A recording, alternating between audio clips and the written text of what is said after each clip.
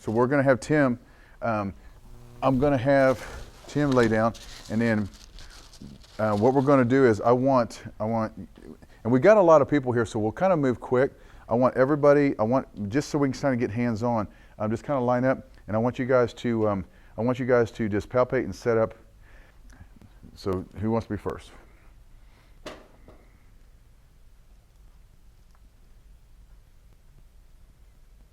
Okay, I'm going to stop you real quick. Okay, because I'm going to ask, okay? I'm trying to help you. What are you doing? That's how I palpate right now. Okay, what are you palpating? There's 7. So all you had to really do was walk up. There. Does that make sense? Yeah. Okay, I want you guys to watch this because you're all going to do this. This is important. So just take this hand, come up here. See the bottom of the scapula? Yeah. Okay, see where your thumb is? That's 7, 6. Okay, so there it is. Okay, now get way up on your toes, way over the top. That's beautiful, right there. Okay, and then your line of drive is going to be what? Okay, now look at the facet. Now if you go P to A, all you're doing is jamming it straight down on top of it, right? You guys see that? Okay, so if you're going P to A, that's wrong, right? So what we're doing is we're going side to side kind of, but you're doing it so your hand, remember what I showed you? Okay, so your force is kind of at that angle. Your whole body is kind of coming down, but you're not coming straight P to A, you're doing that. Okay. Does that make sense? You're going through the left side? Yeah. Okay, so your hand is doing this, you're going down, so you're pushing it. Okay. You need to go, if you're doing that way, so you need to go the other direction. Going up with it? Mm-hmm. Yeah. This hand is setting that way. And then you're gonna get on your toes, and then you're gonna picture it, and then you're gonna set it. Okay, does that make sense? Yeah. Okay, good. Next. You don't have to stand on the side of the restriction. You don't. I stay on this side 99% of the time. Because here's the thing: if the restriction's over there, well then I just go over here. If it's here, well then I adjust here. So if the restriction's here, I'm using my left hand to set it. If the restriction here, I'm using my right hand to set it. But it's really, I'm glad you brought this up because it's really important. You guys in school, okay, do what they tell you to do in school. Don't make what, just get through. Just get through. And you're still learning. You're still learning. But in the real world, in real world, when you walk into your practice, it's your patient, your table, your technique. You do it. That's why they call it diversified. I'm telling you, develop the technique that's going to last, and it's going to be productive, and it's going to make sense to you. If you feel like I changed Devin, little Devin. I talk about her in Wichita. You guys know her, Devin Verona. She's a little rock star, but she was adjusting over there, and I told her to come over here, and it just drove her insane. But now that's all she knows. It would be hard, but see, if I had to go over there, I do it on the lumbar sometime, but it would drive me crazy. But you guys just figure out what's best for you, what's most comfortable. The main thing is you're picturing the facet, and the line of drive is the right way, and you commit to it. Okay, who's next? Let's do 10, T10. That's really important too. When you guys make your adjustments, your force, your body is coming through your whole body, through your hand, through it. Okay, so all the energy that you have in you is coming through that adjustment. Does that make sense? That's why you don't have to use a whole lot of force. If you focus your energy, it'll do that. Okay. What I would do is, so here's my left hand. Facet's on this side. We're going this way. So I'm contacting in here, and then it's same thing, this way. Okay. So my angle is here. So my angle is here. So my angle is here. Now, okay, who else wants to do T10? I just soon pick one out. You do, yeah. Doc, you just pick over whichever one you want.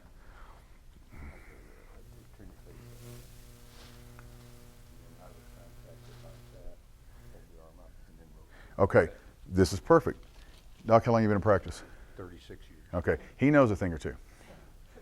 Explain to the kids why you have him turn his head and lift the arm. Because of your. Mm-hmm. And actually, that's really a profound statement that most people would just go, "What the hell does that mean?" I get it. Tim gets it. But basically, you know, like I told you guys, you know, when you get in a tough cervical, turn your head to the right and look to the right. I learned that from the same thing. It's because he wouldn't do it. Now that's a good. Remember that technique that he just said, because you're going to get those patients that, man, they're locked up like that. I mean, they're just not wanting to move real good, or you may have even a rib subluxation that would work real good on. Tell them to turn their head to the right, set that up. So these are just little things, but what's really, really profound, what he said is, listen to the internal doctor. It knows so much more than the external doctor will ever know. And then the patients will tell you. Yeah, exactly. Yeah, that's awesome. Thank you for that. Anybody else want to set up on anything? Huh? That's why you're here. Get over here, Bree. Okay. Show them T5.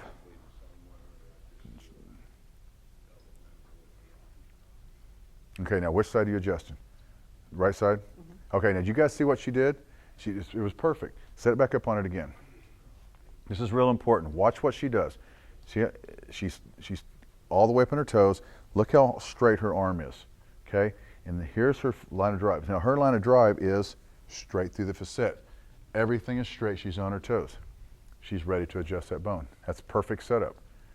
That's a perfect setup. That's what, you know, and here's the thing. Some of you girls are going to be a little bit challenged. Bree's tall, so she can get up there and she's got that line of drive. But the shorter girls, you guys are going to have to really get up on your toes and get up in there. And you might not be able to get those straight arms. So if your arms are bent a little bit, that's all right, because we've been doing this. You're going to get in here as high as you can. You're going to get in there, but your line of drive and the force of what you're using is still the same. You're going to adjust right through here. So when you get in here in contact, you're getting on top of it. Your adjustment is right there, right there. And the first thing you're going to do is you're going to get your contact. You're going to get right in there. That's where you're going to adjust. Then you bring this one. Then you set up on it. Get your angle. Picture your bone, and then you set it. Okay? Do it again. You're losing a slight hand torque to adjust through this facet. See, you're not pushing it. If you're pushing it, all you're doing is cavitating. Cavitation, you guys know when you cavitate a joint, it's going to make a noise because the gas releases. That's a huge difference between making a noise and actually setting the vertebra. Okay, so there's a huge difference. It's monstrous. And so what you're doing, sis, the reason if you just pushed it, now here's the thing, you set that rib and then you leave it alone. No, because you're going to put that rib back in place, and I don't. I mean, everybody may do it differently, but when you got a rib, I just set the rib. All right, Tim. Okay. Yes. What part of your hand are you contacting the rib head with? Was it the thenar? Is that what it's called? I think I need to study my anatomy before I come. The palm of your hand. Yeah, I come all the way across, and then I put my hand right here. And see, it's what's interesting is you'll learn, like your fingertips, you can feel the same thing with this part of your hand too. I mean, after so much, I can feel every little articulation, little bone on that rib. I can feel exactly where it is, and then you get on top of it. And now the rib subluxations are, your line of drive is pretty much P to A. Now, if you've got like a T11, obviously it's gonna be P to A, but it's gonna be through the curve of the spine. So if your spine is curving and you're adjusting through this, then it's gonna be from here to here. Does that make sense, you guys? So depending on where it's at, so if it's up here, obviously you're going to get more this direction. That's really important. Think about your spine. So we have this lumbar curve, then a thoracic curve, then a cervical curve. Okay, so if when in doubt, let's go with the curve. Go with the curve. So if we're in the middle of the curve, then go this direction. Obviously here, be careful L3. That's just that area. Fifth lumbar, it's, if it's sitting like with my girls, and I'll show you the sacral adjustment in a second. We need to get you guys get hands on because that's where you're going to learn. But the sacrum adjustment, I mean, there's times I can adjust sacrums. So here's the sacrum, and if it's posterior, I get right on top of it. I set it posterior. When you have that, you're going to have to like pull all energy from your body, just like. I was telling her, in martial arts, when you're taught to punch somebody, you're not taught to punch and stop right there. You're taught to stop way back here, right? When you make an adjustment, you're not adjusting there. You're adjusting through. You're setting the bone. So you girls, don't be afraid to hurt these guys. Matter of fact, I want to go, what the hell did you just do? I mean, really get a hold of them. Now and when you're working on the girls and you're working on each other, obviously you don't need that much force. But when you want a well-rounded practice, I've got infants, days old, babies. I've actually got a video of me adjusting a baby if we can figure out how to make it work. I've got 92-year-old women. I've got football players, gymnastics. I mean, you want all that. That's what chiropractic is about. But she made a good point when she realized, well, that's how I use it. Well, if you have to turn your hips, whatever you have to do to make that adjustment, do it. Learn to use your bodies, because you guys, and I think this is a real good learning tool for me. You guys ain't gonna adjust like I am or George, and we're not gonna adjust like you. Everybody, you got to use your body to figure out how to make that bone move. So some of these techniques may not, now hand placements and locking the arms and some of these things are really, really important, because it's going to protect you and give a better adjustment. But some of the stuff, like where your feet are and how you move, that's going to have to be determined upon you. So a lot of these things that's why they call it diversified. Do young chiropractors today, is there a missing lesson here? How many of them, when they graduate from their school, can answer this question? What unique service now do you as a chiropractor have to offer the world that is available from no one else, that the clear and simple explanation of could motivate someone to actually walk through the door of your office? You know, and that's what it comes down to. And that's why I'm saying, you know, philosophy is in the 2%, justifying your existence as a professional, you know, let alone as a human being, but as a professional. Okay, now by law and by license, you are a professional. So what? How will you explain that to the average person in the general public? Mostly we have to be taught how to do it because they don't have time. So we were talking about the difference between manipulation and adjustment here. And it turns out that allopaths, osteopaths, physical therapists, they manipulate. They learn manipulation in a weekend seminar, right? Chiropractors adjust. I hate when chiropractors describe what they do as manipulation, although for most of them they're probably accurate, at least they're honest, but they don't even know. They don't even know how they're demoting themselves. They don't even know how they're degrading themselves by saying that. I mean, it's not of paramount concern at this point in your development, especially for the students here, because like I said, adjustment is the refinement of manipulation. First, we have to practice enough to actually move the bones. We have to be doing some manipulation, but always with the awareness that what we're trying for is a refinement, specificity, specificity, specificity. When we get it to a reasonable degree of specificity, which we're always going for, that's an adjustment. That's the goal of chiropractic. Yeah, I just said that. Cool. So this was a discussion of we asked for evaluations of our last seminar, and there was this guy from Canada. He came all the way to Denver, gave this excellent analysis, criticism of our last seminar, and he gave some really good pointers that we really took to heart. And one of them was this. He said he's the one who's getting us to deconstruct. He says, when you first, I don't care who you are, us, you guys, everybody who first learns to adjust, he describes the snail-like recruitment of your muscles. In other words, you're trying to do something like this, and you're really doing something like this. So it's a learned response. It's a brand new neural pathway that you're trying to create, a neuromuscular pathway that you're trying to create in the cortex that is only created one way, by repetition, repetition, repetition. So the most common instruction is, okay, now try it again. The most common thing that we say to people when people are setting up, especially new chiropractors, when they're setting up, but when they're actually making an adjustment, is, okay, that was good. That was a great setup. Now try that thrust again one more time, 3 times harder.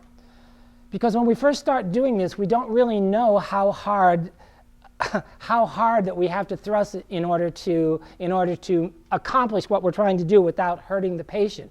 So the idea is to think through, visualize the bone already in place and having gone through, coming out the other side. But then as soon as it moves, oh, somebody asked me that question. What did I mean by as soon as the bone moves, go dead, go dead, go dead? That means relax completely, go from everything to nothing as soon as you're aware that that bone moved. And that, of course, takes practice. You're not going to kill them. Yeah, so this is what they have. This is what the schools horrify and create nightmares for students, saying, you know, cervical adjustments, don't do that, avoid that, they're going to sue you, you're going to kill patients, you're going to hurt them. 99% of strokes from cervical manipulation are achieved not by chiropractors, but by MDs and by PTs who learn manipulation at a weekend seminar. I remember this guy in school, and if somebody adjusts you really bad, you probably won't let them adjust you again, which goes the same with your patients. But this guy, he was like, he just graduated, and he was adjusting my neck, whatever, and all the guy did was he took my neck and he turned it all the way, not too fast. Am I going to let that guy do that again? No, probably not. But even that, it was just annoying, you know, it didn't kill me. So it's really difficult to, especially for a student, it's really difficult for a student to really, well, first of all, virtually impossible for them to give somebody a stroke, but even to damage them. The most it'll probably do is piss people off because your intention wasn't strong enough to really go for it. So I mean, as long as you are certain of the plane line of the discs, you've taken all the joint play out, then you really took the joint play out, and you know the line of drive that you're supposed to do, go for it 100%, and you won't hurt them. Here's another quote. Here we are, just from regular anesthesia. Everybody who goes under anesthesia in hospitals, 1 out of 45,000 of them don't wake up. This is just their own statistics. Now, can you imagine what would happen to the chiropractic profession if 1 out of 45,000, if we killed 1 out of 45,000 patient adjustments? You know? But that's what they do, and nobody says anything. 1 in 15,000 neck surgeries result in some kind of paraplegia, paralysis. Here's our statistics. 1 in 8 million, and I've seen many sources. It's much more than 8 million, but this is what's documented. 1 in 8 million strokes from chiropractic adjustments, which is incidentally the same risk of stroke as the number of people who get strokes from getting their hair shampooed in a beauty salon. That's also 1 in 8 million. So we're not really high up on, you know, injuring people and killing people. I'm just skimming over this really fast. The guy who totally has the documentation on this is Jerry Klum, the ex-president of Life West. Now he's specializing as an expert witness going around defending chiropractors who are accused of this kind of stuff. He has a really good DVD for $20. It sells at Life West, who has all this documentation on strokes and cervical manipulation and chiropractic. So I say, so chill out, don't worry. Remember we were talking about transformational experiences, you know, that really are going to, for the first time, convince you that, hey, this is a real profession. Okay, now who's the guy who asked me to do the transitional adjustment on him? Oh, there, hiding there. Face down, please. So while he's facing down, I'm going to tell you the story. When I was in student clinic, I had a patient who was also facing down, right? Anyway, I did the entire workup, the entire analysis on this patient, right? And so what I determined was that a T1 on the left was stuck, and so I was going to do the cross move, this move, okay? And so, I'm like in second to the last or third to the last quarter. I don't know what the hell I'm doing, And so I set up on the guy, and I gave the snail-like recruitment and did the usual limp noodle adjustment, and of course nothing happens. The guy it was so limp, he didn't even get pissed off. He didn't even notice it. The clinic doctor, she was the staff doctor. She was over there, so I went and got her. Dr. Narvaez, she was from Colombia, and she probably weighed 100 pounds, at the very most, Anyway, so I said, well, Dr. Narvaez, and this is my analysis, and what do you think? And she looked it over, and she said, and then she palpated the guy, and she said, yeah, I agree with you. And I said, well, I already tried it. She turned to me and she goes, do you want me to do it? And I'm like, yes, doctor. And so just like you were talking about your friend, right? So this little woman, she like sets up on him, and then both her feet left the ground, and she came down, slam on the guy, moved it beautifully, and the guy turned his head and he goes, oh, thank you. And I'm going to myself, wow, this profession is real. This really helps people. So here's a quote. Here's what Didi would say about that. He would say, vehemently and forcibly, if necessary, awaken your patient from his dream of suffering.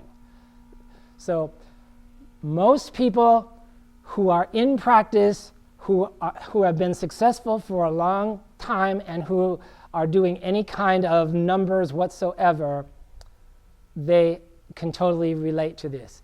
They can totally relate to this. So now, Doc, that reminds me that I want you to hop up because I want to trade tables. So can you sit over there and I'll use this table? I'm going to demonstrate a transitional move. By transitional, I mean cervical thoracic. Now, most chiropractors who have been in business any amount of time realize that most patients on most visits have a problem somewhere between C5 and T2. Who knows why? Because that's the way the human structure is built. Okay, so this is what? Yeah, exactly. Silicon Valley Syndrome. I have a whole chapter on it.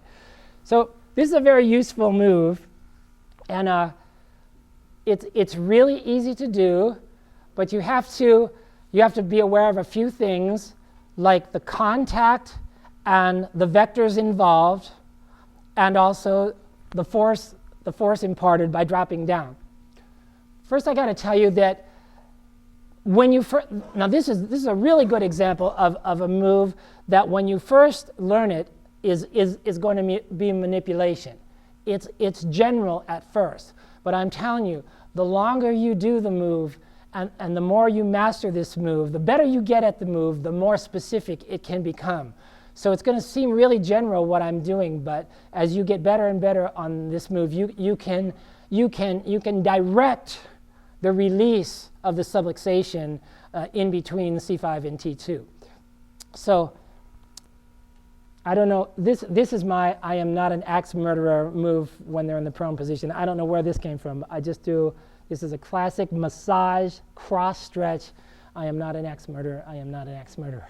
Get it? So now he trusts me at the proprioceptive level. Okay, so now T1 will be good. Okay, so we're going to do T1 on the right. You said right, didn't you, Doc? Okay, good memory. Okay, so first of all, I'll talk about the stabilization. The stabilization will be the right hand and the head pushing it to the opposite side with a slight rotation. And how far are you going to push it? Well, you're going to push it until you get some tension as your contact hand goes in the opposite direction. That's the answer to that question.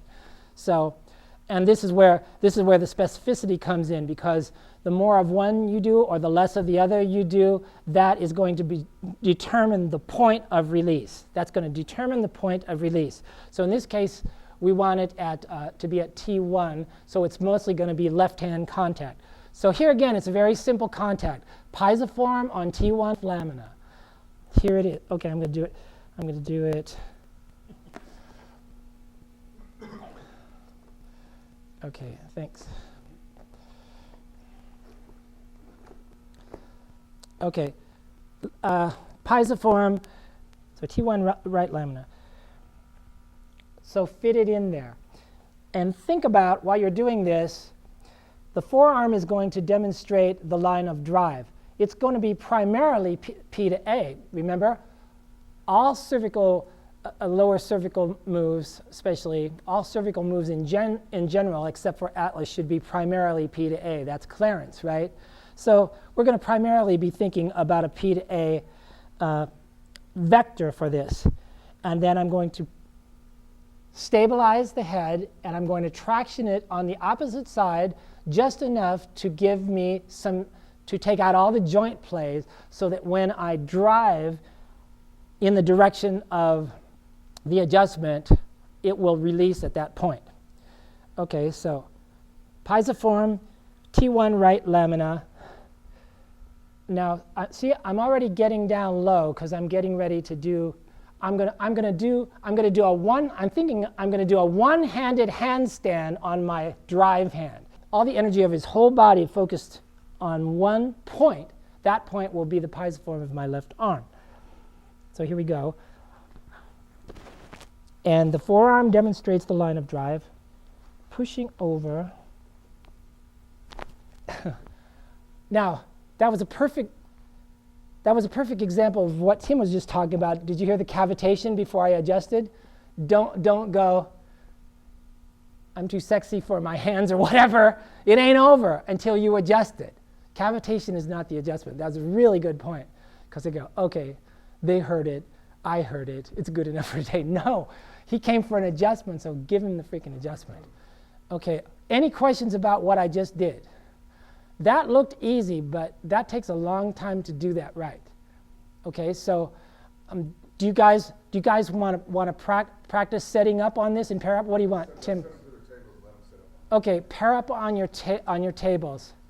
The one thing that I omitted from that demonstration was that, okay, I have the patient here. My hand is on their right shoulder. I'm pushing their head to the left. Okay, you have the contact. As you are pushing the head to the left, at the same time, you must increase the depth of your contact hand. That is a make or break factor. So I'm going to say that again. So you already got the contact here. As you are pushing the stabilization hand and making the tension, moving the head over in lateral flexion, you must increase at that same exact time, you must increase the depth of the contact hand to take out all the joint play. Once all the joint play is out, then you summon all your forces and you bend your legs and you do a one-handed handstand as hard as you possibly can right into the floor. And think about, I'm going to do this as hard as I possibly can, then multiply it by 300%.